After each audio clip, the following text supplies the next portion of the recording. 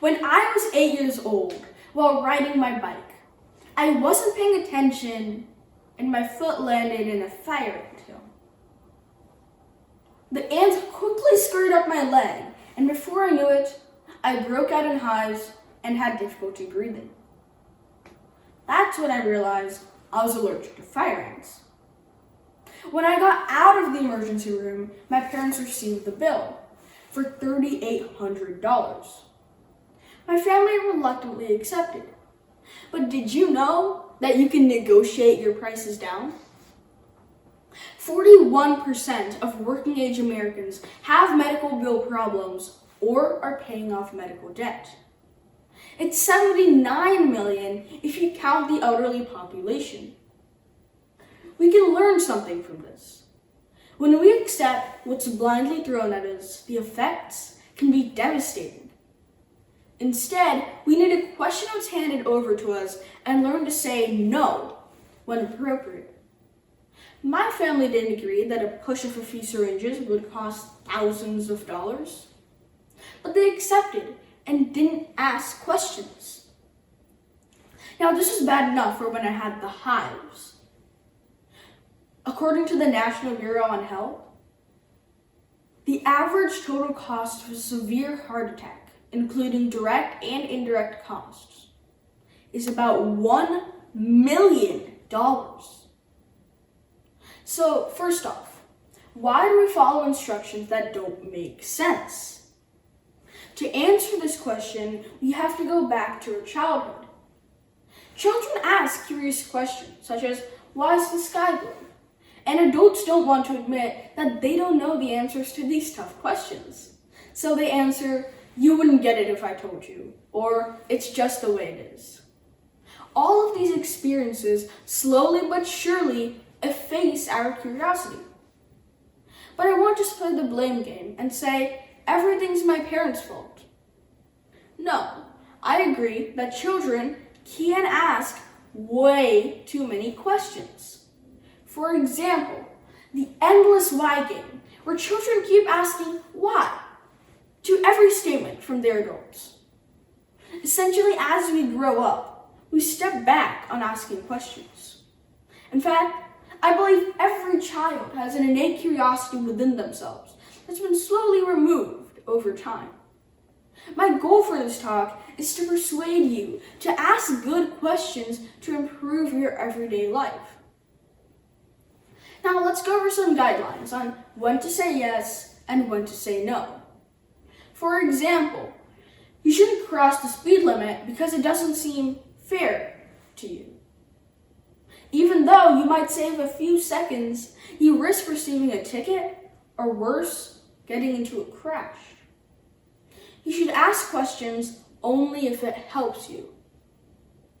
Now let's talk about an example in our day-to-day life. If students don't understand concepts in class, then they may feel embarrassed to ask questions.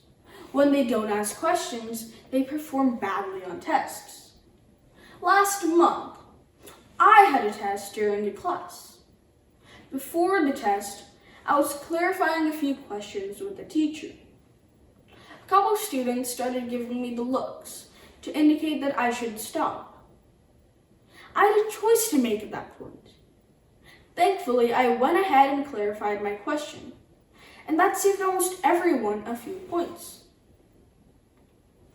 Now, let me give you some real-life examples that I've researched.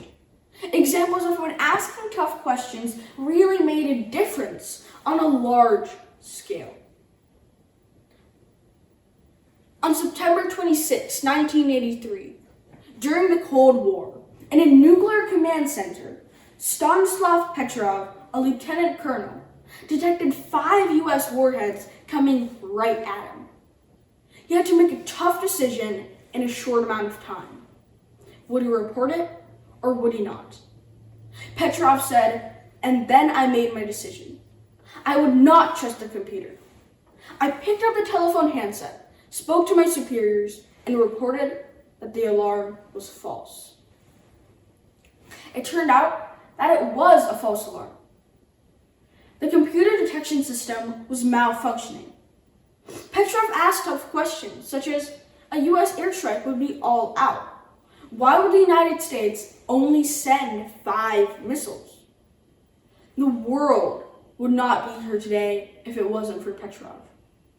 Most of you probably didn't know about Petrov, but you'll know who this next person is. Galileo Galilei, one of the greatest scientists of all time. Galileo proved Aristotle wrong. See, Aristotle thought that heavier objects fall faster than lighter objects. Galileo proved him wrong by performing controlled experiments, and more importantly, contesting the current scientific belief. And in fact, by doing so, he established the law of falling bodies. You might say, well, I'm no Galileo, I'm no Petrov. But by putting the ideas that I'm describing to you to effect, you can improve your life greatly. In fact, by asking these questions, we're paving the way for future Galileos and future Petrovs and future innovators and future scientists and so many more. In conclusion, more often than not, we do not question what is handed over to us. The negative effects of accepting as is and not asking questions is detrimental to us personally as well as a society. If there's anything you can take from this talk, it's that there's an innate curiosity inside of us. Let it out. Ask questions and don't compromise just because you're told to. By doing this, we're paving the way for a better and successful society. God forbid you ever get a huge medical bill. Make sure you ask questions and fight for what's right.